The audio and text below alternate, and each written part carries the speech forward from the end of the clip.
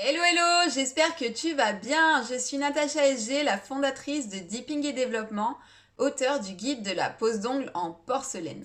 Je te souhaite la bienvenue sur ma chaîne. Je t'invite à t'abonner juste ici, à actionner la petite cloche à côté pour recevoir une nouvelle notification à chaque sortie de nouvelles vidéos.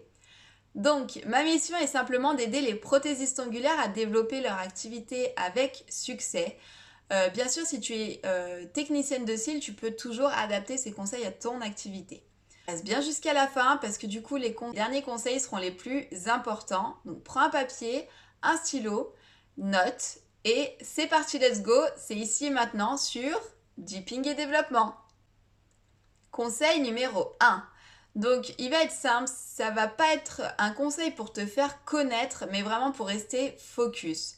Donc, tu vas devoir avoir une vision sur 6 mois, mais également sur 1 an, 2 ans, 5 ans, 10 ans. Pour avoir une entreprise en fait qui dure dans le temps, il est essentiel de te connaître toi et d'avoir une activité du coup qui te ressemble. Tu dois également avoir une cible clientèle parce que tu ne vas pas parler de la même façon à une mère au foyer qu'à une femme active, c'est évident. Et plus ta communication va être ciblée et personnalisée, plus elle va être pertinente. Donc, il faut vraiment que tu aies conscience de tes valeurs, de tes qualités, de tes défauts, de ce que tu veux, ce que tu ne veux pas, les activités que tu vas vouloir développer par la suite. Parce que tout ça, en fait, va faire que tu seras plus focus sur le développement de ton entreprise, tout simplement.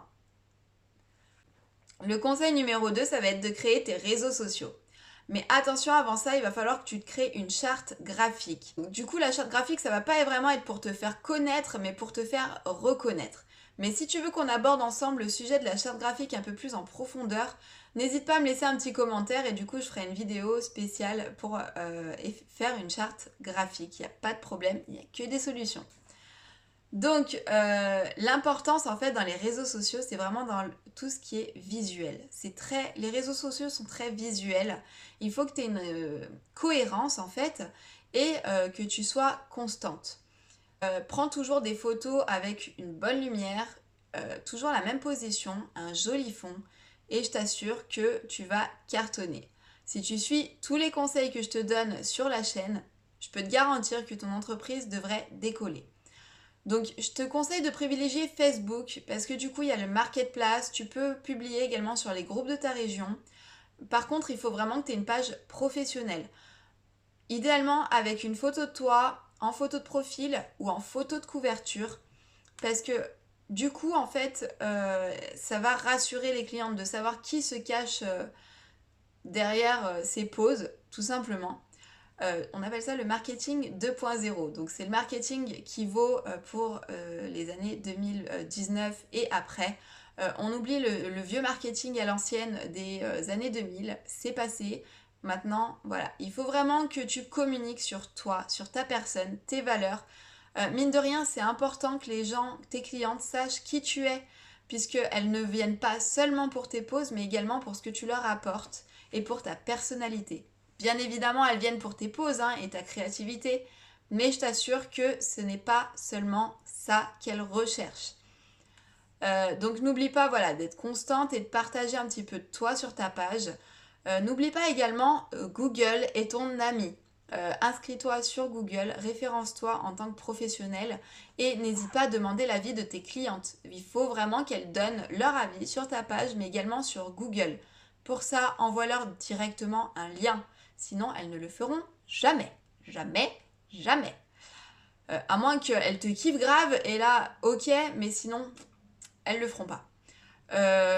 Concernant les boosts Facebook, parce que du coup, je viens d'y penser, j'ai eu pas mal de questions là-dessus. Je ferai peut-être une vidéo plus détaillée là-dessus, mais si je peux donner un conseil, c'est vraiment d'avoir un ciblage très, très, très, très ciblé. Et de ne pas laisser une pub seulement 2 jours, voire moins. Tout simplement parce que Facebook ne va pas prendre en compte l'algorithme, ton ciblage, et du coup tu vas dépenser de l'argent pour rien. Donc une pub Facebook, c'est au minimum 7 jours. Mon conseil numéro 3, il va être très simple. Ça va être de saouler les gens avec ton activité. Tu vas à l'école, tu parles de ton travail. Tu vas au supermarché, tu parles de ton travail. Peu importe où tu vas, tu en parles. Et bien sûr, avec le sourire. Imagine si je te fais une vidéo comme ça. Est-ce que ça te donne envie de la regarder ou pas? Non. Voilà, ça te donne pas envie. Donc, si tu veux que les gens te conseillent, te recommandent, il faut vraiment que tu aies une énergie positive, que tu aies le sourire, que tu sois joyeuse. C'est quelque chose de primordial. Et je vais le répéter plusieurs fois dans la vidéo. Hein. Je t'assure que c'est vraiment quelque chose qui va changer les choses. Donc, voilà, faut que tu parles de toi, mais ne fais pas la tronche. Pense à ton image, c'est vraiment très très important. Conseil numéro 4. Donc il faut que tu apportes une expérience cliente exceptionnelle. Ça passe par le paiement par CB ou PayPal par exemple. Ça passe également par une prise de rendez-vous facile. Ça passe par un album de tes poses en salle d'attente pour qu'elles puissent regarder. Je te conseille de mettre d'ailleurs les couleurs, les références couleurs de tes poses derrière les photos, si tu fais sur photo ou sur tablette ou peu importe. Pense à noter les références de tes couleurs. Et des petites attentions envers elles. Pour leur anniversaire, un petit cadeau, ça fait toujours plaisir. Ou ne serait-ce que lui souhaiter, hein, c'est magique. Sois professionnel, donc il y a des fiches clientes, des fiches recommandations à leur donner pour qu'elles puissent entretenir leur pose le plus longtemps possible. Donc les à faire, à ne pas faire. Du coup, sur tes fiches clientes, tu vas pouvoir noter leur date d'anniversaire, mais également si elles ont des enfants, si c'est des garçons, des filles, leur âge. Parce que franchement, quoi de pire que oui, bonjour, vous allez bien et comment va votre fils? Ah mais non, j'ai une fille moi. Ok. Le pire c'est ah mais non, j'ai pas d'enfant. Ouais, bon bah ça c'est fait. Donc ça va vraiment elles vont se sentir en fait aimées et mine de rien, c'est ce qui va faire la différence avec beaucoup, beaucoup, beaucoup de prothésistes ongulaires. Que te dire de plus? Tu peux proposer également des canettes en vente, par exemple, mais aussi offre un petit café, un petit thé, peu importe, mais offre quelque chose en attendant. Voilà, ça fait toujours plaisir, c'est une petite attention.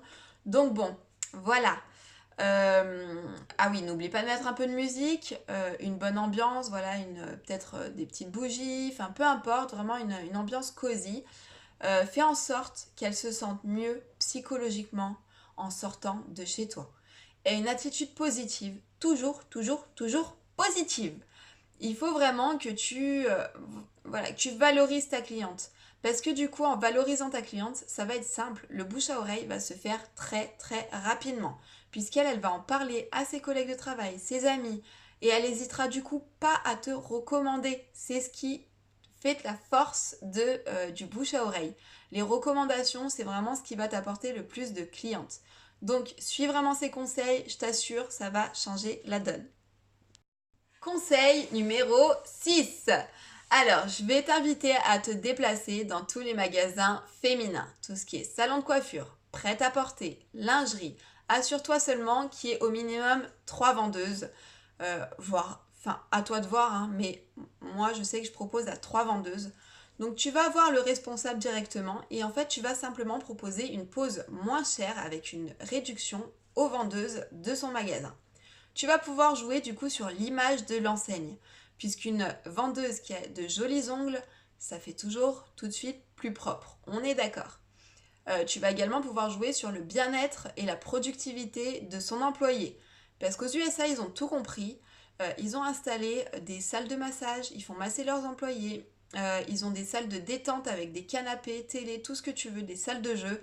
Tout simplement parce qu'ils ont compris en fait qu'une employée heureuse, épanouie et détendue est 10 fois plus productive. Donc joue là-dessus, quand tu vas voir le responsable, vraiment ça aide beaucoup à la productivité.